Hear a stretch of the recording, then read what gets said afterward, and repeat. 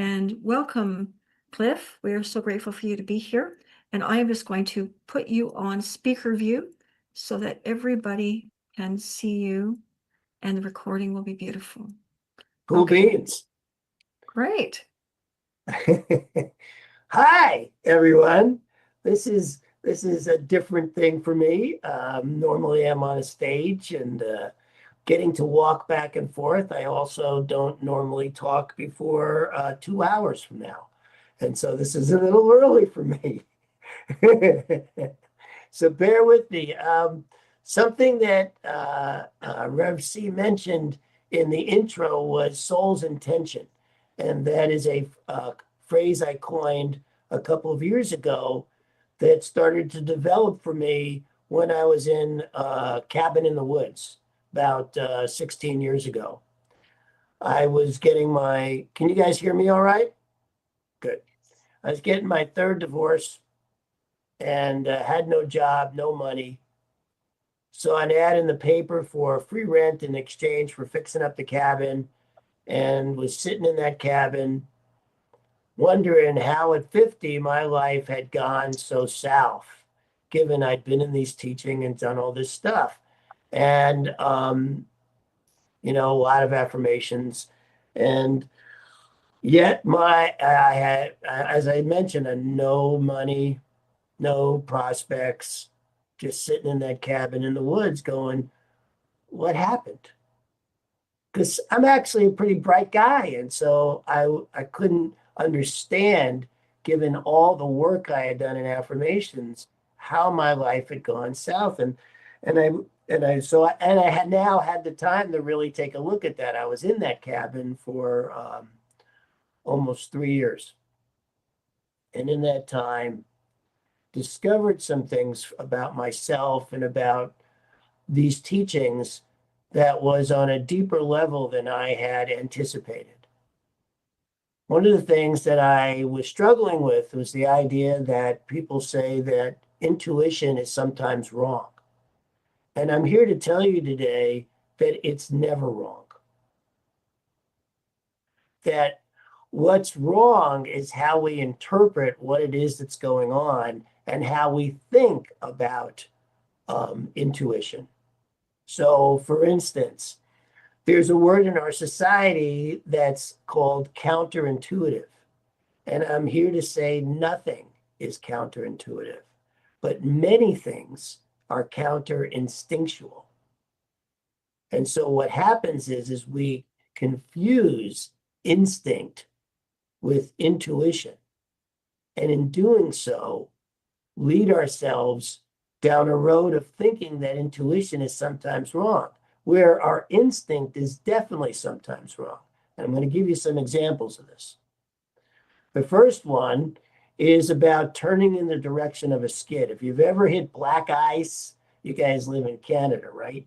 If you've ever hit black ice or in a car, the instinct is to turn away from the skid. Not intuition. It's actually intuition that came up with the idea that actually turned into it. And yet the term is coined counterintuitive, but it's counterinstinctual. When we talk about a gut reaction, we are talking about instinct. We are not talking about that higher self, that full being knowing that constantly is guiding us forward. The next thing so are we clear about that? I mean, you don't have to agree with me. I just want to make sure you understand what it is I'm saying. The next piece about this is that full being knowing, that sense of self that guides us forward. Our intuition is not psychic. It's not here to tell us that what is going to happen next. Our intuition, what I am coining soul's intention, is constantly guiding you to being your best self. It's not guiding you towards riches, though that may come. It's not guiding you towards your best job, though that will come. It's not guiding you towards this perfect and wonderful life. Our soul's intention, step by step, guides us towards being who we have come here to be. And what I have learned is as long as I am in touch with who I have come here to be, as long as I am in touch with that next step that is mine to take through my soul's intention, life takes care of itself in ways that are miraculous, absolutely miraculous. We underestimate the power of miracle in most of our lives. Most of us think that we have to be logical. We have to follow what makes sense. And yet there is a power inside of us that is so much larger than what makes sense. It is really extraordinary as a working practice. It has been for me as a working practice to follow that which is highest and best, and to know the difference between a gut instinct and a full being knowing that carries me forward to whatever it is that is mine to do next. I came out of that cabin, and one of the things that happened is I began to develop this idea of our intuition is never wrong, that there is a large difference between instinct and intuition, and that this intuition piece, this soul's intention piece, is guiding us towards being our best. It got me to a place of where I started asking the question of who am I being now, rather than what is going on. You know, I tend to at any moment not focus on what's going on out here. Instead, who am I being in here? And from that place of being, allow what to happen out here come from that higher space. And a lot of times, it just takes a lot of the time, it just takes care of itself in ways that I could have never logically figured out or moved forward with. I mean, Dr. Ernest Holmes has this great line that in Science of Mind, our founder, Dr. Ernest Holmes, and I'll be quoting him because, you know, that's the books I've read and that's what I've studied and that's what I know. Transformation, actually, it was Aurobindo, his buddy, who said this. Transformation does not rectify, it transmutes. And our tendency is to want to rectify, to fix, to change. Something we think is not right out here, needs fixing, needs changing, and we get in there and do that. And every time we do, we miss the opportunity for transformation. We miss the opportunity for ourselves to actually transform. Every time I think that what's going on out here is more important than what's going on in here. I had this just yesterday. I'm in the living room, my wife's in the kitchen, and I hear her shout, "Oh no!" And then a couple of minutes later, she goes, "Oh, good." And I thought, that's what every human has ever done throughout history of humankind, right? This is what we do all day, every day. We're going, "Oh no," or we're going, "Oh, good." And then we go, "Oh no," and then we go, "Oh, good." I mean, think about the game last night. How many times were you like, "Oh no," and then you were like, "Oh, good," and then you were like, "Oh no," and then there maybe were a couple of "oh no's" in a row. But every time there was, Mooney's got a hit. Oh, good. This is what we do. This is the craziness of humanity. All day, every day, moving forward. And when I heard her say that in the kitchen, I was like, oh my God, what that is the way of the history of humanity in less than 60 seconds. Oh no. Oh, good. And when we see that that's the cycle that we're stuck in, that we continually play out like all the time, we can start to see that we can actually not do that. We can actually be in a better place around that. You know, there's this great Zen story, and maybe you've heard it, about a farmer. And the farmer has this horse, and the horse escapes. And his neighbor comes over and goes, "Oh, that's terrible. Your horse escaped." And the farmer goes, "Ah, we'll see." And then the horse winds up coming back with a mare and two colts. And the neighbor comes over and goes, "Oh, that's incredible. That's fantastic." And the farmer goes, "We'll see." And then the son of the farmer tries to break one of the horses, falls off and breaks his leg instead. And the neighbor comes over and goes, "Oh, that's terrible. That's just terrible. I'm so sorry." And the farmer goes, "We'll see." And then the army comes to transcript every kid his son's age, but doesn't take this kid because his leg's broken. And of course, the neighbor comes over once again and goes, "Oh, that's incredible." And he goes, "We'll see." We don't actually know when something happens that we think is bad as to how great or bad that might be. My time in that cabin in the woods, I went in there devastated. And I look back on that as the greatest changing point in my life.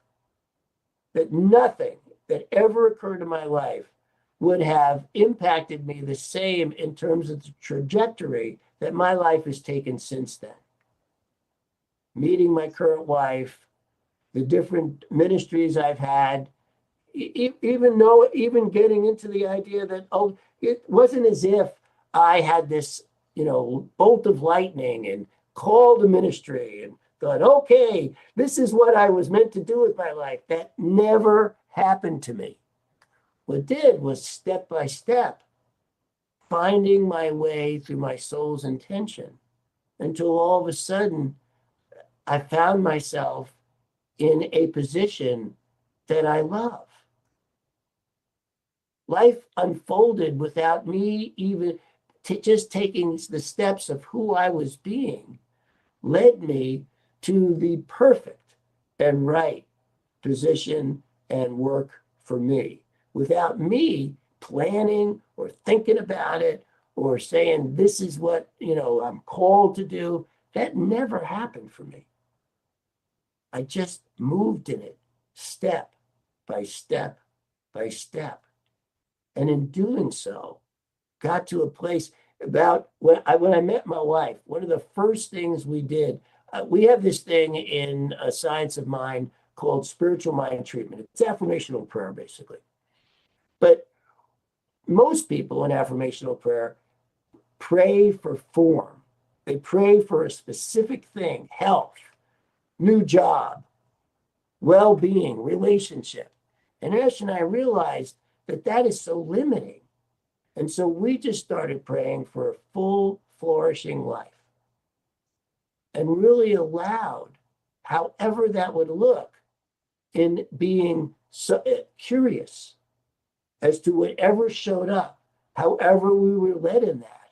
And that's what has been guiding our lives for the past 12 years. Full, flourishing life, moving step by step. And even when things looked like they weren't working out, like when I was the senior minister in the Center for Spiritual Living in Burbank, California, I was there about 3.5 years. And the center wasn't growing. We really weren't getting anywhere. And then just as we started at about 25, 30 people. Just before COVID, we were beginning to finally grow after 3.5 years. We got to about 60 people on a Sunday. COVID hit, closed the doors because it was ordered that we had to close our doors. And on that same day that the order came through, we had to close our doors, our landlord doubled our rent. Now, even at the time, because Ash and I had been doing this so long, we didn't get like, oh man, this is horrible. Oh no, we didn't get into that oh no Stop it. space. We got No, into a Roger. space of, let's see. We don't know how this is going to turn out. Let's see what happens next. And what happened next was I found out that a dear friend of mine, Sharon, would you mind muting your screen? The I'd love to. What button do I press? one that says audio. There you go. Thank you. Okay.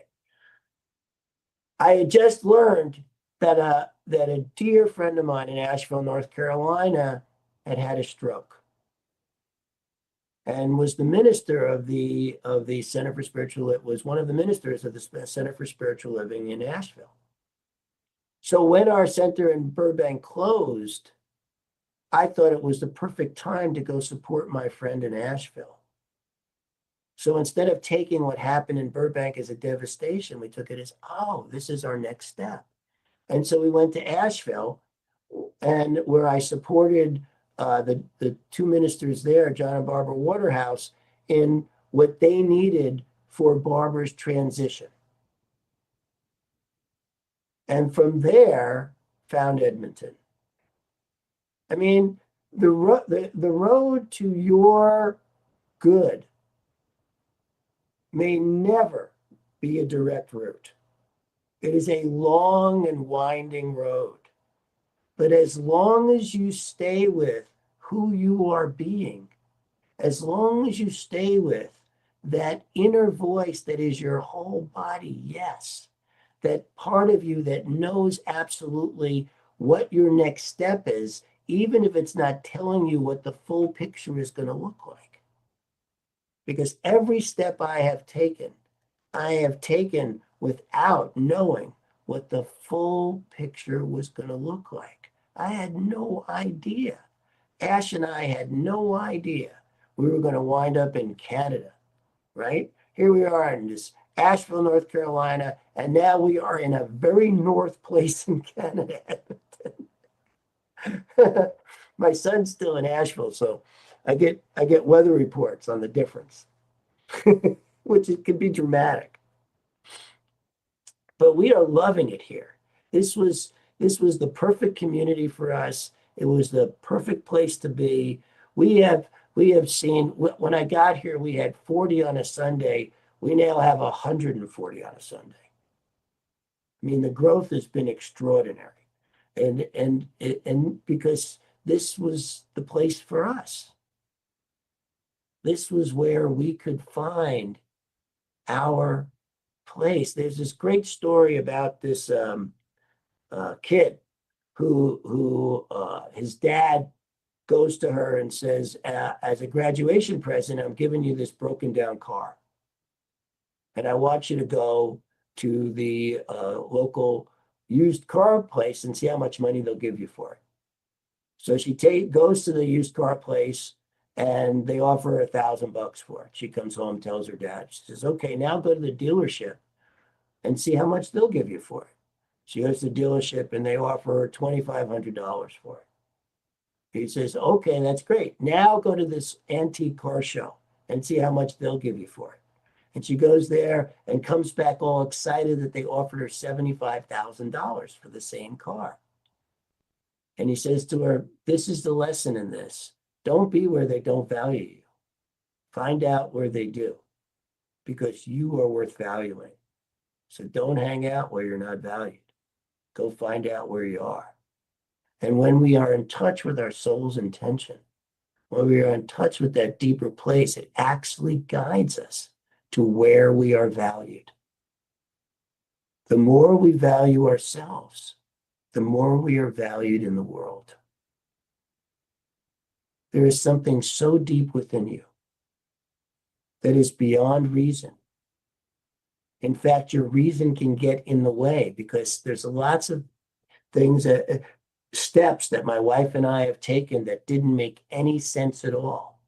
but by trusting in this deeper voice, have led us to a life beyond our imagination.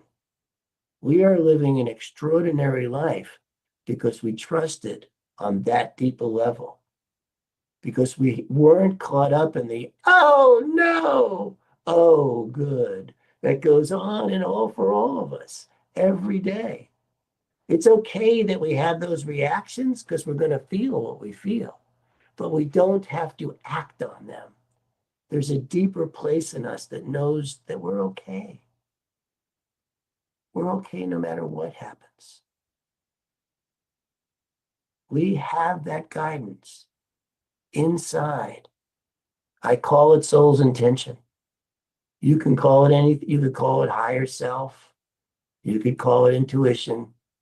It doesn't really matter what you call it. It's in you. It's a part of you.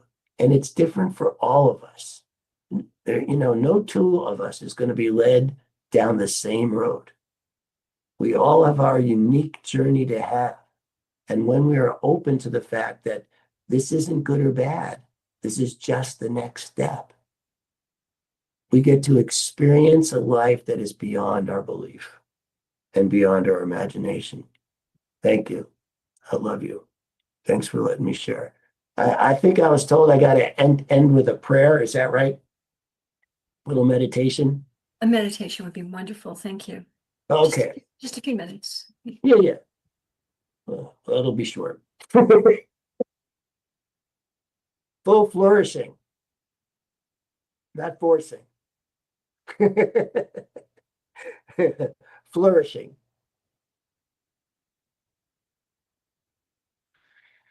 All right, we'll take a deep breath, sit back, relax, and if you're comfortable, close your eyes. And imagine yourself on a path. It is the perfect path. It is your path. How it feels beneath your feet, the air, the sounds, the beauty, perfect for you. And it leads you to your sanctuary, your perfect sanctuary. The temperature, the sights, the sounds, how it feels beneath your feet. The smells are absolutely perfect. In the center of your sanctuary is a chair. It is the perfect chair. It is your chair.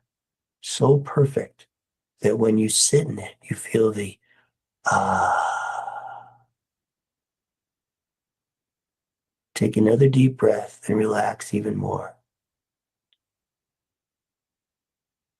And from this safe space,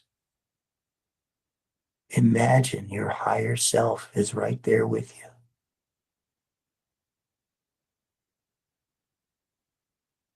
Your soul's intention, benevolent, loving, all-knowing, is right there with you.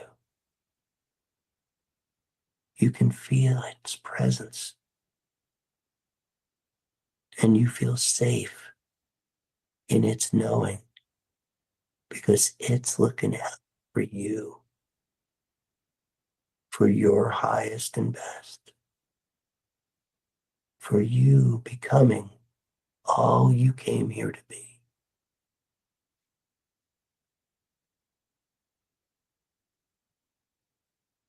Feel yourself meld with this higher self that is you.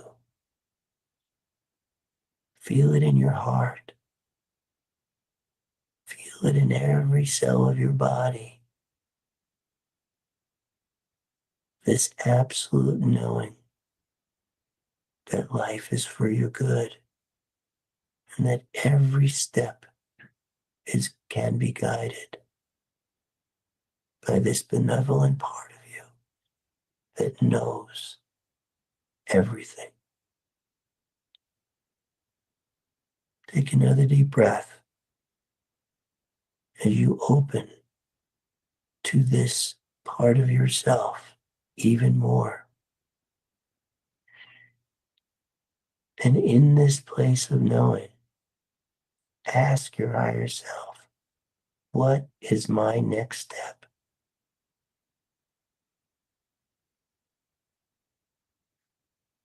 And allow the answer to permeate your being.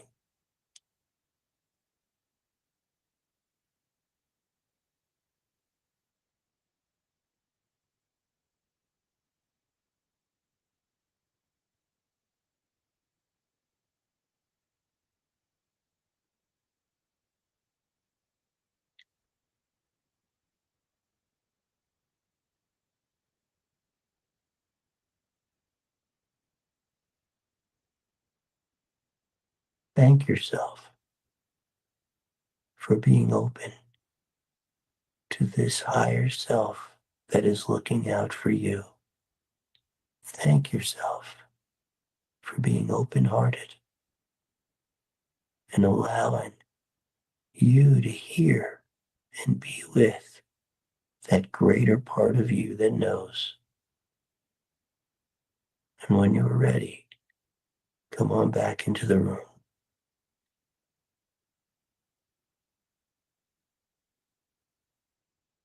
That part is always with you.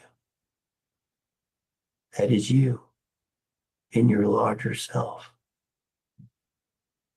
ever present, ever knowing. Thank you. Thank you for listening, being with me in this.